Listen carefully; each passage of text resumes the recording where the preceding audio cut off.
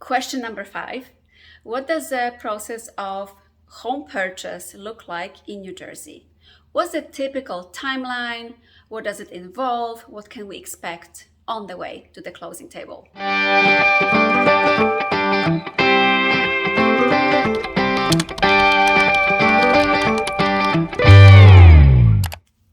Hi guys, this is Dagmara Kubisiak with Keller Williams reporting to you from Florida.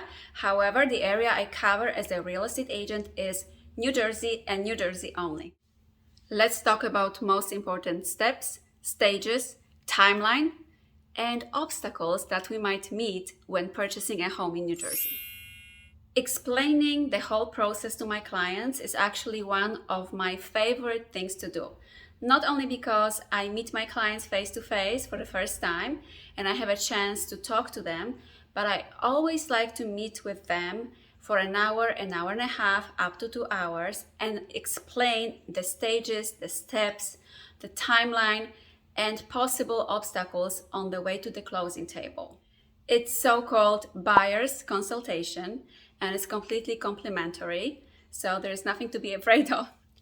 First step, get pre-approved. Second step, make an offer. Once the offer gets accepted, it gets to be signed by the seller and their real estate agent.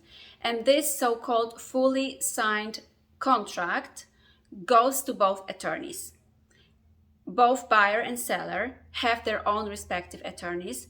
After the contract gets submitted to attorneys, both attorneys start the process called attorney review.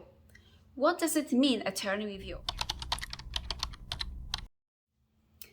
Attorney review is a period of time during which both attorneys negotiate additional terms of the contract. They can actually negotiate what's going to happen if the house doesn't appraise at the purchase price. They can negotiate what happens if, and we can fill in the blank here. Attorney review process typically, in my experience in New Jersey, lasts between 3 to 5 business days, although I had transactions where it lasted 2-3 weeks, but it's kind of unusual. Once the attorneys finish the attorney review period and they agree on additional terms of the contract, then we go under contract. What does it mean to go under contract? That means that we are legally obligated to purchase the house unless something happens. And that something may be several reasons.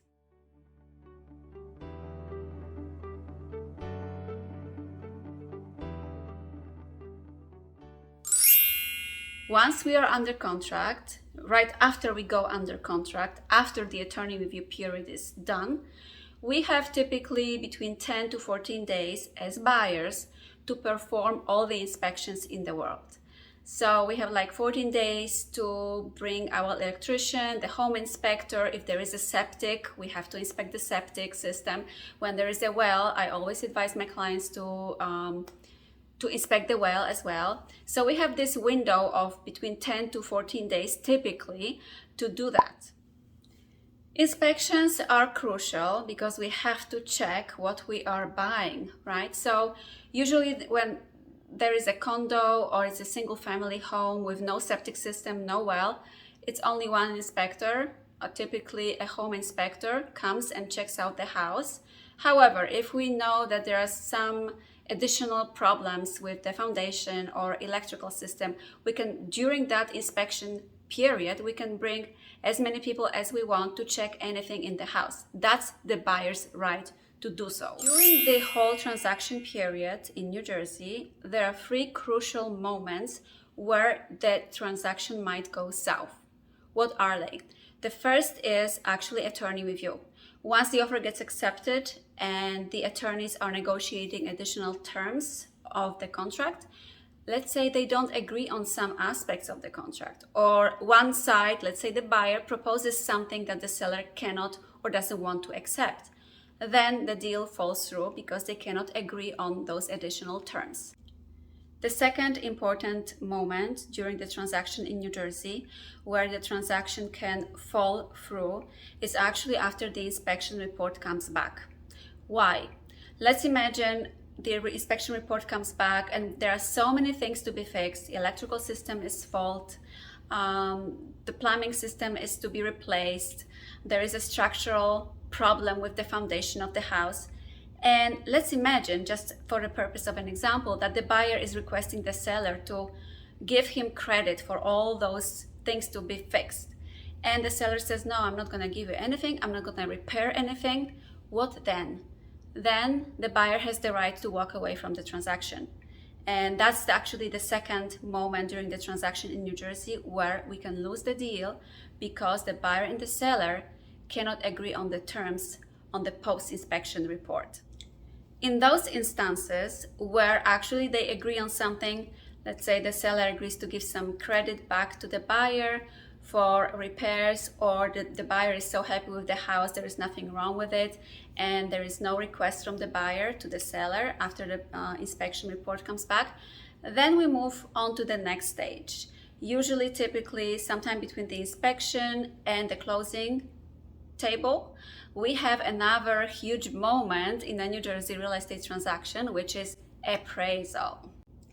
And I'm sure you have heard so many stories about appraisals, especially in today's market.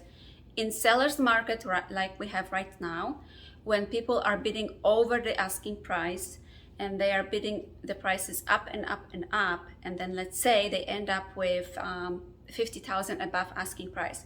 What happens if the appraiser comes and says, I don't think this house is worth as much money, I don't agree with it? So in situations like that, when the appraiser underappraises the house, meaning the appraised value estimated by the appraiser doesn't match the purchase price, Houston, we have a problem. Why? In that situation, the seller and buyer get to negotiate again. Of course, they are represented both by their respective attorneys, so they get to negotiate. What does it look like? The buyer may have to put additional money out of pocket for the difference. It's called the appraisal gap, the difference between the appraiser's appraised value of the property and the purchase price. Or the seller might go down with the price, which they don't usually want to do this. Most often, in my experience, in my transactions, actually consumers meet in the middle. So the buyers put out some more money out of pocket and the seller goes down with the price. Let's say, just for a purpose of an example, the purchase price is $500,000 and the house appraises at $450,000. What do we do? Well, a buyer might come up with $50,000 extra out of pocket, right? Then the seller might go down $50,000 of the purchase price previously agreed upon, right? Or they can meet in the middle. Buyer comes up with $25,000 out of pocket and the seller comes down $25,000 as well from the purchase price. But it's not so easy in the real world because usually the seller doesn't want to do it. The buyer sometimes doesn't have finances to do it. So yes, we have a problem. That's why, especially now in this crazy seller's market, when you are making an offer with your agent, some people want to put the stipulation in the contract right at the beginning when they are making an offer. And they say in the offer at the bottom, they say, if the situation happens that the house doesn't appraise at the purchase price, I am willing to waive the appraisal contingency and I am willing to cover the appraisal gap. It happens more often now than ever. Personally, I'm not a big fan of that. I would rather wait and see what happens in the future when we get to that point, to the point of the appraisal, unless my clients are really crazy about the house and they want to do it and they are fully aware of the consequences. I explain it to them, the attorney explains it to them, then we can do it. We waive the appraisal contingency. Sometimes we waive the inspection contingency as well, leaving just a small window for structural and environmental problems after the inspection report comes back. But this is actually another topic on how to win a bidding war situation in this crazy seller's market. I'll make another video about that. But for now, let's go back to the process of the transaction, right? So we have attorney review. That's one moment where the transaction might go south. Then we have the inspection. Then we have the appraisal. Then the next big step in the transaction is actually title insurance. Once the title company gives us the title insurance, that means they checked everything, there is nothing wrong with the property, there is no debt on the property, and we get a green light to go ahead with the transaction. We move on to the next step. Apart from this craziness going with inspections, appraisals, negotiations and stuff like that, please remember that the buyer is working directly with their mortgage broker on the mortgage, right? They have to get the mortgage commitment, which is crucial because that's actually the last step that lets us get to the closing table. The mortgage commitment is a letter that says, in which the lender says, okay, we are okay, we checked everything, we know the buyer is actually qualified, we are giving him okay to get this mortgage. Issue the title insurance. Once we have everything in place, we go through all these steps: attorney review, inspection period, appraisal, we have the mortgage commitment in hand, and we have a title insurance. Then and only then the title company can say, okay, we are clear to close.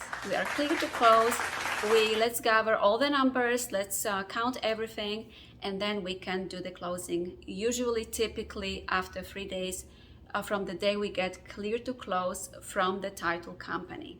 But usually the whole process, all of these things going on, take on average, typically in my experience in New Jersey, when people are financing the purchase of their home, it usually takes 60 days, 2 months. Nowadays, it takes sometimes a little bit longer because everybody is backed up, not only lenders, but also title companies, attorneys, but everybody is working together on making this happen.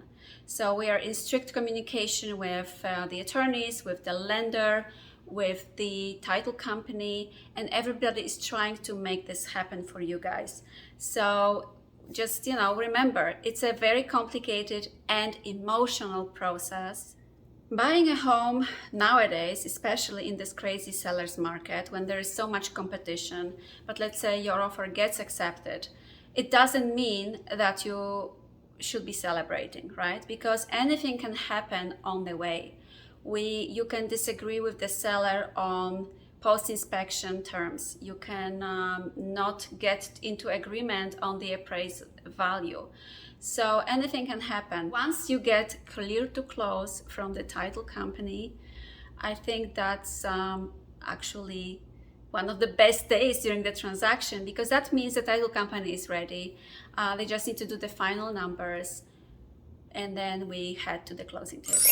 Last thing that might happen, actually, and it happened to me once so far, is let's say we go to do a final walkthrough on the day of the closing. Usually in the morning, we go to the house to check if everything is the way it was a few weeks ago when we went there for an inspection or for the appraisal. So we go to the home and we check if everything is right. Sometimes it happens that something is not right. And then what happens? Then the closing gets delayed. Let's say the seller didn't remove all the things that he was supposed to remove from the house. Or let's say something broke and it's not stipulated in the contract that the buyer is responsible for a fix-up of such a thing. Then we have to wait for the situation to clear up, and then we close.